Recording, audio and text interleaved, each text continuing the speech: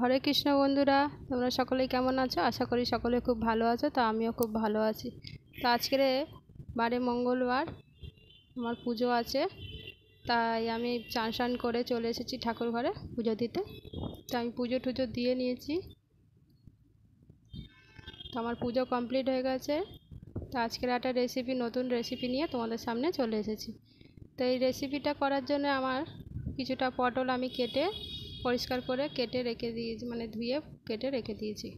এখানে টমেটো কেটে রেখেছি, এখানে আলু কেটে রেখে দিয়েছি।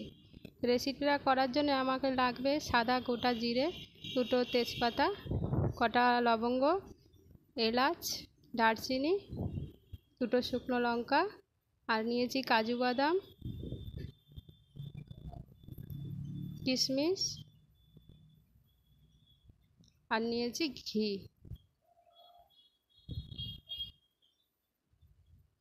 আর এটা যেহেতু আমি সর্ষের তেলে করব, তাই সর্ষের তেল নিয়েছি জিরে বাটা, আর আদা বাটা, আর গোবিন্দভোগ চাল ধুয়ে জল ঝরিয়ে শুকনো করে রেখেছি।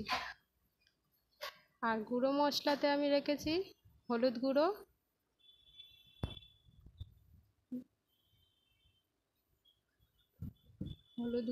লঙ্কা গুঁড়ো, চিনি, স্বাদ মতো নুন।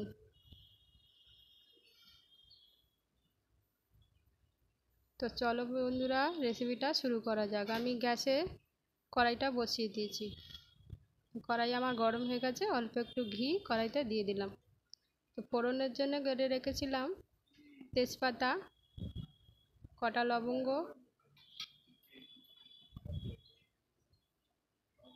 আর দুটো এলাচ একটু ফাটিয়ে নিয়েছি, আর একটু দারচিনি। ওই ঘিটার মধ্যে ওই কটা দিয়ে ভালোভাবে নাড়িয়ে চাড়িয়ে নেব। বন্ধুরা, এটা একটু ভাজা ভাজা হয়ে যাবে। এই কাজু কিশমিশগুলো আমি ওর মধ্যে দিয়ে একইভাবে ভেজে নেব। কাজু কিশমিশগুলো প্রায় আমার ভাজা ভাজা হয়ে এসেছে। এবার এই জল ঝরিয়ে রাখা গোবিন্দভোগ চালটা আমি দিয়ে দিয়েছি। ওইটাও ভালোভাবে নেড়ে চেড়ে আমি ভেজে নিচ্ছি। দেখো বন্ধুরা, আমার চালটা অন্য একটা কালার চলে এসেছে। চালটা ভাজতে ভাজতে তুলে একবার দেখে নেবেন।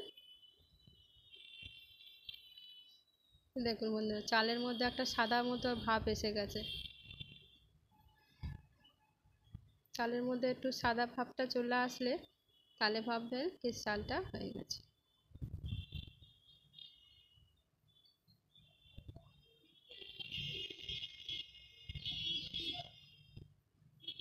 আবারও আমি ভালোভাবে ভেজে নিচ্ছি চালটা।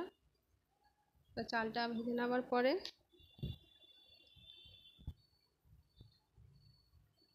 চালটা আমি তুলে নিয়েছি। তো ওই কড়াইতে আমি সর্ষের তেল দিয়ে দিচ্ছি। তেলটা একটু নাড়িয়ে চাড়িয়ে গরম করে নিচ্ছি।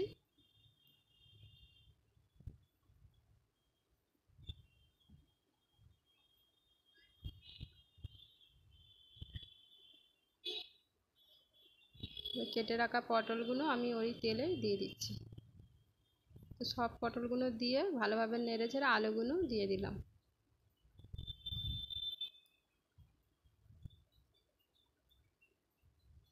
আলুগুলো দিয়ে আবারও ভালোভাবে নাড়াচাড়া করছি।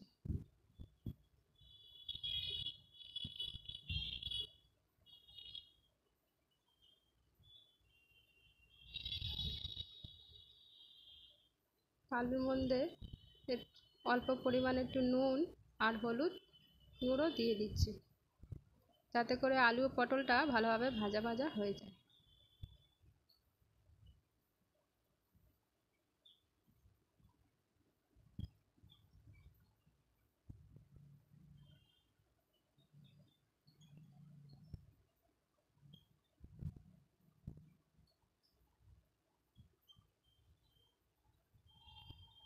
আমার পটল আলুটা ভাজা হয়ে গেছে, আমি একটা জায়গায় এগুলো তুলে নিচ্ছি।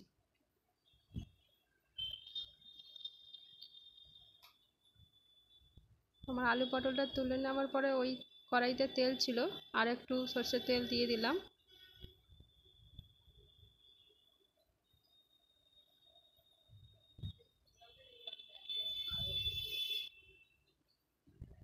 তেলটার মধ্যে একটা তেজপাতা, একটু সাদা জিরে ফোড়নে দিলাম, দিয়ে দিলাম 2টি শুকনো লঙ্কা আর অল্প গোটা গরম মশলা,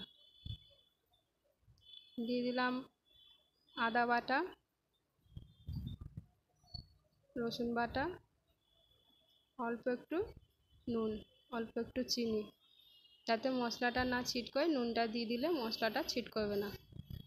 দিয়ে আবারও ভালোভাবে ঢাকা দিয়ে ভালো করে আমি নেড়ে নিচ্ছি।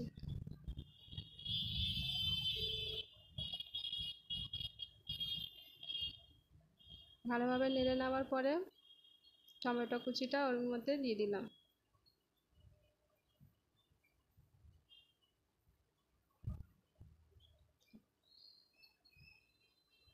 টমেটোটা একটু নরম হয়ে গেছে বন্ধুরা, ওরই মধ্যে দিয়ে দিচ্ছি হলুদ গুঁড়ো।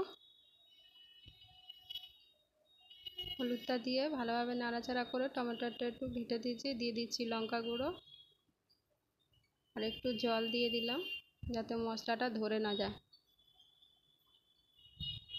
আবারও ভালোভাবে নাড়াচাড়া করে নিচ্ছি।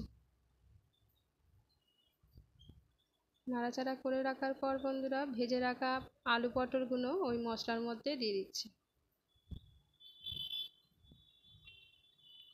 ভেজে রাখা গোবিন্দভোগ চাল, গরম মশলা, কাজু কিশমিশ দিয়ে ভেজে রেখেছিলাম, ওইটাকেও দিয়ে দিলাম।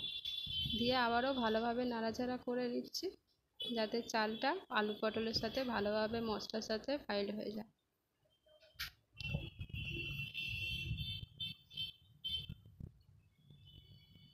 তো বন্ধুরা চালটা দেওয়ার পরে আঁচটা একদম আস্তে করে দেবে যাতে চালটা কড়াইতে না ধরে যায়।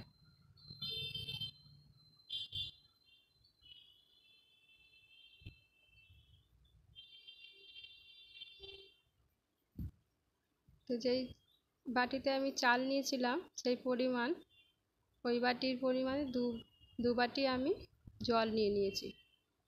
জলটা ঠিকঠাকভাবে বন্ধুরা দিতে হবে, নয়তো চালটা একেবারে গলে যেতে পারে। তো আমার সব জল দেওয়া হয়ে গেছে। ভালোভাবে নেড়ে চেড়ে আমি এটা ঢাকা দিয়ে রেখে দিলাম। আঁচ একদম আস্তে করে 10 মিনিট মতো ঢাকা দেওয়া থাক। 10 মিনিট পর ফিরে এলাম বন্ধুরা, দেখি আমার তরকারিটা দেখো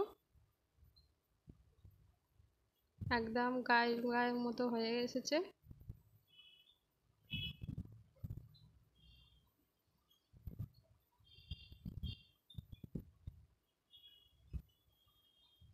আমার এই তরকারি রেসিপিটা হয়ে গেছে।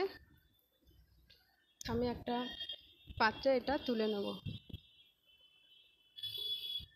তোলার আগে সামান্য পরিমাণ ঘি ছড়িয়ে দিলাম। একটা জায়গায় এগুলো তুলে দিচ্ছি। দেখো বন্ধুরা, এই রেসিপিটার নাম হলো পটল গোবিন্দ। রেসিপিটা একবার বানিয়ে খেয়ে দেখার চেষ্টা করবে, অসাধারণ লাগবে। সাধারণ পটলকে এত অসাধারণ করে তোলার জন্যে দেখো বন্ধুরা, তরকারিটা আমি সম্পূর্ণ একটা পাত্রে ঢেলে নিয়েছি। বন্ধুরা আমার রেসিপিটা যদি তোমাদের সকলের ভালো হয়ে লেগে থাকে আমার চ্যানেলটাকে একটা সাবস্ক্রাইব করে দিও, লাইক কমেন্ট শেয়ার করে দিও। আর আমার প্রিয় ভাই বোনেরা যারা আমার ভিডিও দেখো আমাকে ভালো ভালো কমেন্ট করো, তাদেরকে অসংখ্য ধন্যবাদ। তো আজকের জন্য এইটুকুই বন্ধুরা, পরবর্তী ভিডিও নিয়ে তোমাদের সামনে আসছি।